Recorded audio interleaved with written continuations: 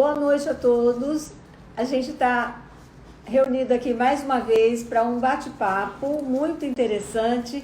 Esse bate-papo nós vamos tentar relacionar a ortodontia, que já faz parte do dia a dia da gente, com a implantodontia.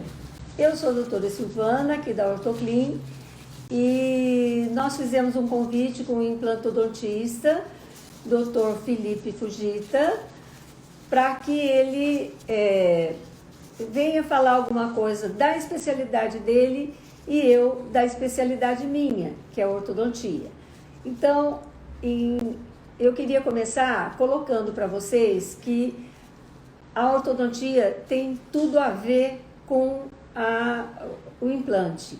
E não, de uns tempos para cá, a implantodontia passou a auxiliar a ser uma assessora de muita importância no sucesso da ortodontia. Eu acho que a maioria de vocês se lembra do aparelho extraoral, daquele aparelho que usava fora da boca, para que se conseguisse controlar resultantes de força, direcionar resultantes. E hoje em dia nós conseguimos ancorar a força que a gente quer fazer, ancora na parte em mini implantes, em mini placas, que são estruturas que são colocadas pelos implantodontistas e estrategicamente numa posição que vá suprir a necessidade de movimentação e de controle da resultante de força, para que a gente possa, por exemplo, se você nasceu sem um incisivo lateral e você tem o canino, e a gente tem como abrir esse espaço, tá? E passar para um implantodontista para ele fazer a parte do implante. Só que quando a ortodontia atua, ela vai atuar com um planejamento feito em conjunto com a implantodontia. A ortodontia movimenta e o implantodontista, ele pode finalizar, como é o caso das agenesias, ou ele pode entrar primeiro e aí colocar um ponto de apoio onde a gente vai ancorar todo o planejamento nosso, tá? Então, de uma maneira geral, ele que eu digo é o implantodontista, nos auxiliar em muito, no raciocínio de um planejamento, na evolução, encurtando o tempo de tratamento, desde que seja alguma coisa assim bem pensada, bem raciocinada nas duas especialidades, tá? Então, eu gostaria de convidar o Dr. Felipe para se juntar a nós, deixando assim bem o convite a vocês que entrem em contato, façam parte desse bate-papo, e é o que a gente quer. A gente quer que tenha interação e que seja a pergunta para a ortodontia ou para a implantodontia, que ela venha, tá? Então não se acanhe, pode fazer as perguntas que nós teremos prazer em... inclusive vai até nos ajudar, porque muitas vezes a gente esquece algum detalhe que é importante para uns. Seja muito bem-vindo, Felipe. Olá, boa noite. Obrigado pela oportunidade. Vocês estão me escutando bem? Estou escutando perfeito. Tudo perfeito. certo. Eu acredito que todo mundo também deve estar escutando direitinho. Que bom. Agradeço a oportunidade de estar aqui, agradeço a doutora Silvana, agradeço a todos os nossos amigos, pacientes também, colegas que estão participando da nossa live. Desculpe, sobre ortodontia e implantodontia. Eu coloquei aqui logo no começo que a orto teve um grande avanço com os mini implantes. A gente naturalmente tinha muito problema de colaboração, de uso de elástico, esquecia de utilizar. Então, a gente tinha um tempo de tratamento muito prolongado. E hoje a gente tem um tempo bem reduzido.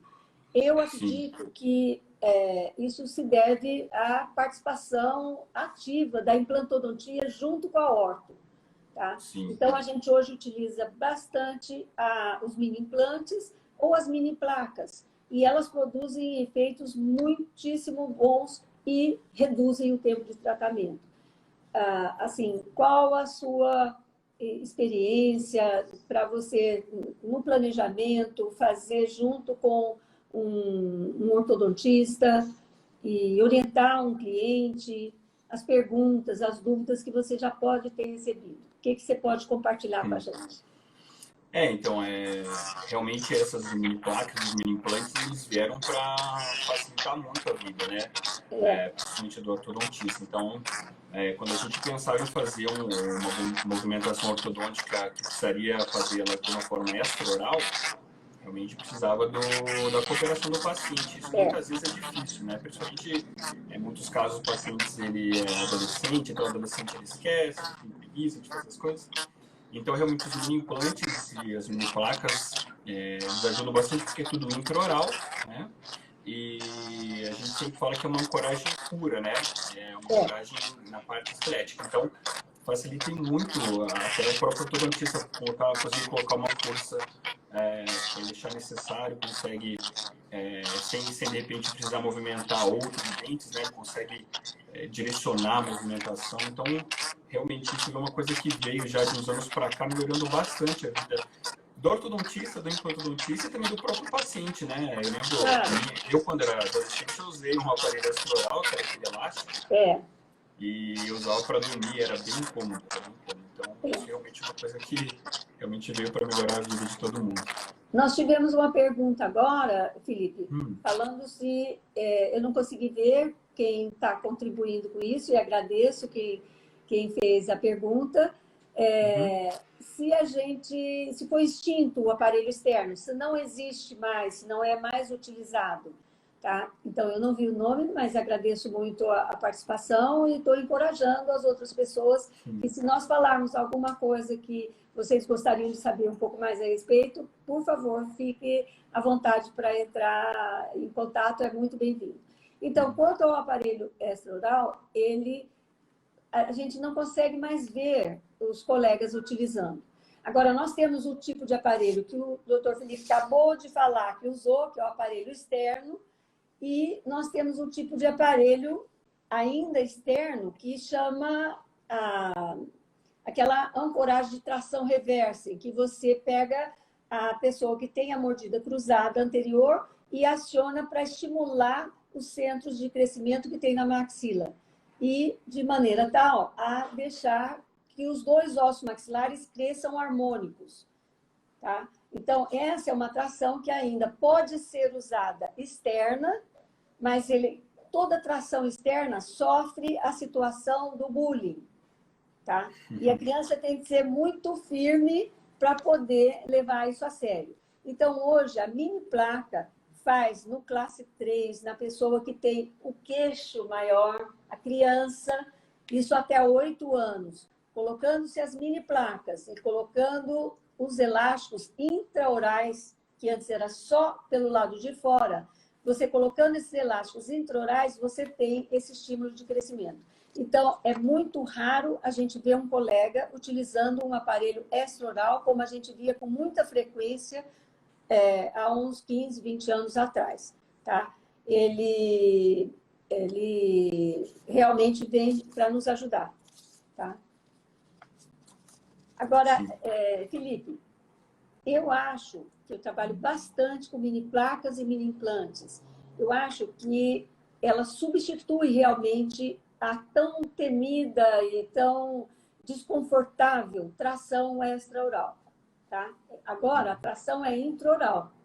Então, o conforto que a gente dá para o paciente que se submeteu a uma pequena cirurgia para colocar alguma coisa dentro da boca que vai sustentar elásticos, direção de força, tracionamento, tudo isso a gente define através da teleradiografia, para justamente saber se ela está num ponto, num vetor de força que vai acionar no sentido que a gente precisa, tá?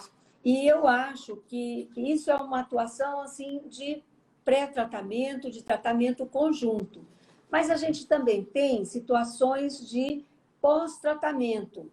em que não deixa de ser incluído o implantodontista, como, por exemplo, nas agenesias, tá? Sim. A necessidade da atuação do ortodontista quando falta um dente permanente. Então, a pessoa, a criança ou adolescente tem todos os dentes, menos, por exemplo, 2 dentes permanentes. Mas ele ainda tem o dente de leite. E quem tem a falta, a não gênese, a agenesia de algum dente, ele, muitas vezes, o dente de leite fica mais tempo, tá? Então, a gente costuma fazer esse tratamento conjunto para que o implantodontista, com o senso estético e com a noção de espessura, de estrutura óssea, possa nos orientar nesse aspecto. Você teria alguma coisa para acrescentar nessa situação? Com certeza. Não é tão raro a genesia, né? A formação dos incisivos laterais. E são dentes que estão ligados à estética diretamente. Então, o paciente que não tem os incisivos laterais, de repente tem os incisivos centrais, já os caninos, realmente é uma coisa que chama bastante atenção. Então, muitas vezes a gente consegue manter, como a doutora Silvana falou mesmo, os dentes de leite, os dentes descidos na posição para manter um pouco do espaço, mas de qualquer forma, em algum momento precisa abrir um pouco mais. Aí entra o ortodontista, faz a abertura de espaço para a gente poder aí sim entrar com o parte da cirurgia de implante e depois colocar a coroa protética. Isso em criança, mas às vezes vem direto para vocês, os implantodontistas, adultos que perderam, por exemplo, molares, os dentes posteriores, 1 ou 2 dentes, mas os outros, os dentes posteriores, aquela perda, eles inclinaram. Eles inclinam. Então, se você vai atuar com uma força que num dente que está inclinado, ele vai incidir essa força dessa maneira, tá? Ele não vai se sustentar muito bem. Então, o ortodontista muitas vezes recebe essa orientação para fazer desinclinar aquele dente que levou anos para inclinar, para que sobre um espaço adequado e otimizado para que seja feita a colocação do implante. Sim, né? Sim. Então, pode desculpe. Não, exatamente. Muitas vezes a gente consegue fazer isso. Você consegue aumentar seu som, Felipe? Está um pouquinho baixo? Será que Está um pouquinho baixo. Você consegue aumentar um pouquinho mais. Dá para escutar melhor? Claro, então aumenta o volume da sua voz. Tá. Potenciômetro do Felipe. Tá. Eu tentava falar, tá conseguindo escutar melhor agora? Sim? Dá para escutar Sim, melhor? sim. Tá melhor. Então, às vezes, eu lembro até de um caso, por exemplo, de um paciente que tinha perdido, acho que foi um pré-molar, e o segundo pré-molar, e o primeiro molar realmente ele acabou inclinando. E nesse caso acabou nem precisando da parte da implantoodontia. Oi? Espera só um pouquinho. O Léo Machado está dizendo que seu áudio está alto, dando um retorno de chiado. Então, por isso que eu estou escutando também, por isso que eu perguntei se vocês estavam me escutando bem. Então, mas aqui eu recebi 2 recados para pedir que o som tá ruim. Então, eu interpretei com altura, mas talvez seja o chiado que a pessoa está se referindo. Eu estou escutando o retorno também no meu. Deixa eu ver se eu tirar o fone, ver se fica melhor. Então, não é altura, é alguma coisa de chiado. Tá, ou você está próximo de outra fonte de celular. A Michelle está tentando ajudar. Vamos ver. Tira o fone, então. Vamos tentar, peraí. Fala sem ele. Melhor assim? E agora, Michelle? Ajuda a gente aí. Quem consegue escutar aí e falar? Não sei se melhorou ou não. Tá dando para me escutar assim? Eu acho que, em termos de altura, tá como estava antes. Talvez, se ele estava fazendo essa reverberação ou alguma coisa, melhorou. A Michelle está dizendo que melhorou. Obrigada, Michelle. Tá bom. Então, aí no caso a gente conseguiu, acho que até um caso mesmo que a doutora Silvana que fez. Ela conseguiu desinclinar esse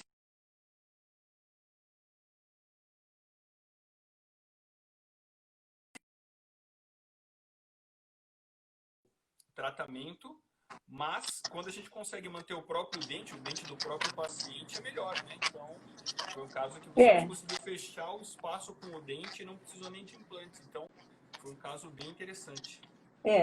Então, mas tem situações em que a gente pode fechar o espaço, no caso dos molares, e situações que a gente tem que abrir, tá? Sim. Qual seria a diferença entre você tem um espaço, você extraiu, perdeu um dente, e você vem procurar, digamos, um implantodontista.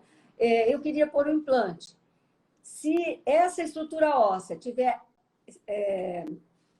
esse alvéolo tiver perdido esse dente há muito tempo atrás, ele perde o osso alveolar também, tá? Então ele fica mais fino, fica mais fino.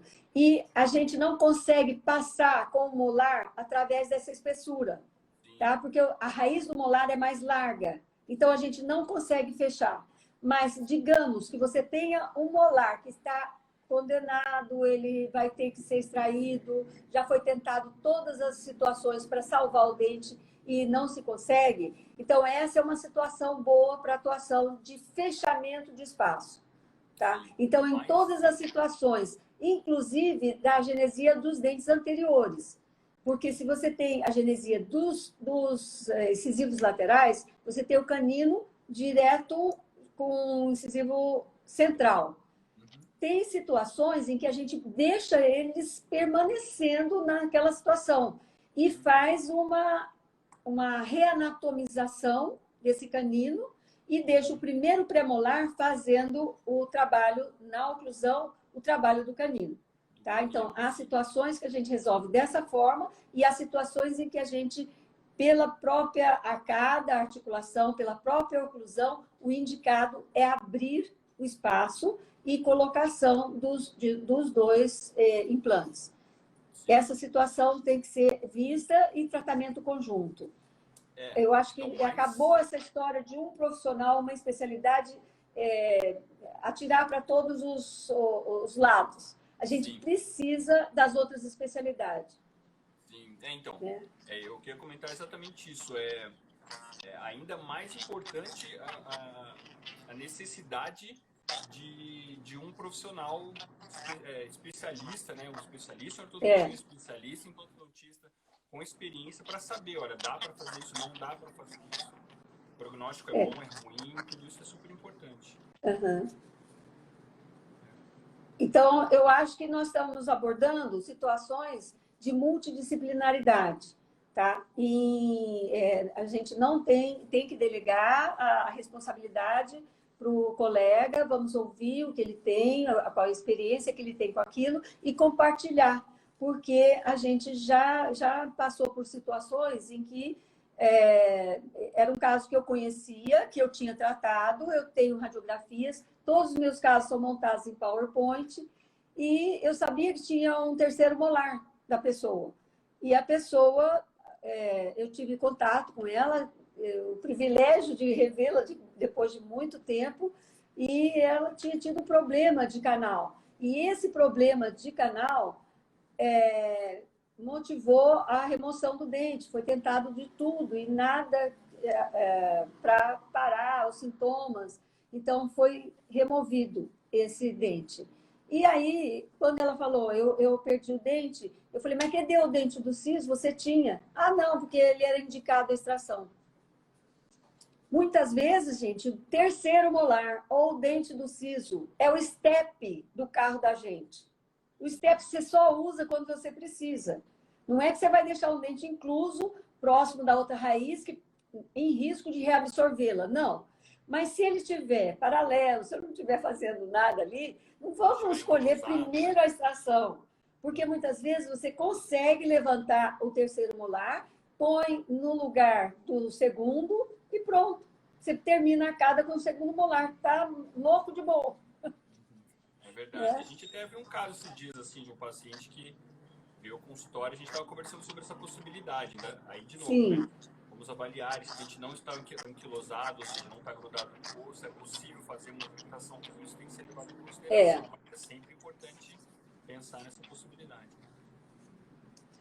Ó, a Michele está nos ajudando novamente.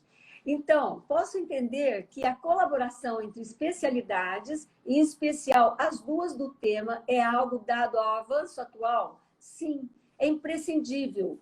A gente não consegue ser bam em todos os aspectos, tá? E o sucesso nunca é de uma pessoa, é de uma equipe.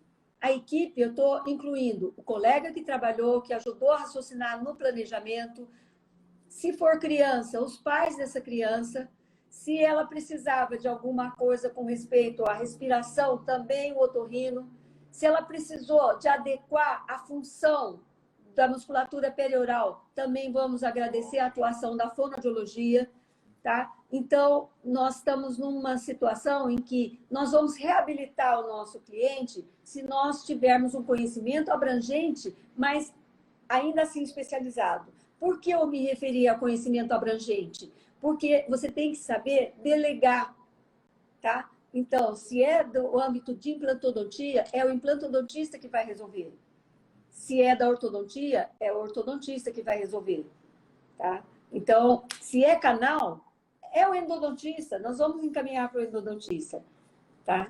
Então, cada especialidade tem o seu local, a sua responsabilidade, inclusive, na determinação do sucesso do caso que a gente está avaliando.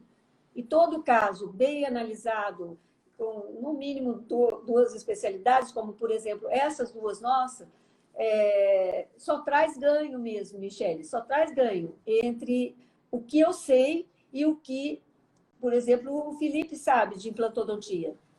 Tá? Nessa encarnação, eu não vou conseguir fazer implantodontia, entendeu? Nem fono. Então, eu vou continuar gostando do que eu faço. Então, a gente tem que se cercar de bons profissionais para que a gente possa oferecer o melhor para o nosso paciente. E se por acaso tiver alguém que ainda está escolhendo, que está estudando odontologia, ainda está escolhendo as especialidades, já cresce, já vai se tornando um profissional com isso, tá? E a multidisciplinaridade é um respeito ao cliente e um respeito também às nossas limitações.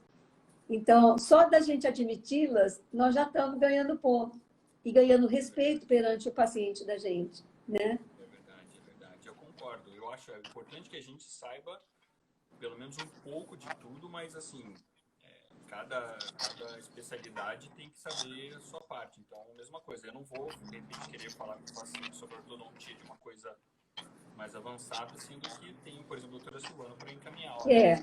A gente tem uma ideia que possa ser assim, mas converse com ela, passar o encaminhamento, e aí conversa, passa os prós e contras novamente, né, os prognósticos. Por isso que é importante essa multidisciplinaridade e interdisciplinaridade também.